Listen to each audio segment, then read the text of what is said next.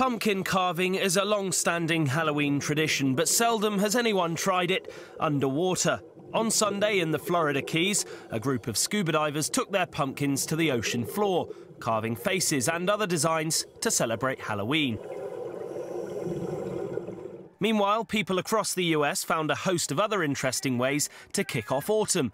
In Salt Lake City, Utah, pumpkin growers managed to turn their largest crops into boats for a paddling contest.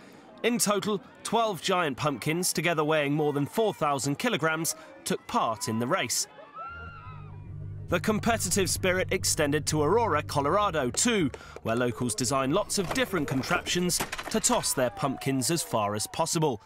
Most of the competitors seemed to favour various types of catapults, flinging their pumpkins to the cheers of onlookers. And in Ohio, people gathered to get a glimpse of some of the state's largest pumpkins during a festival in Circleville. One of the giant pumpkins weighed nearly 200 kilograms.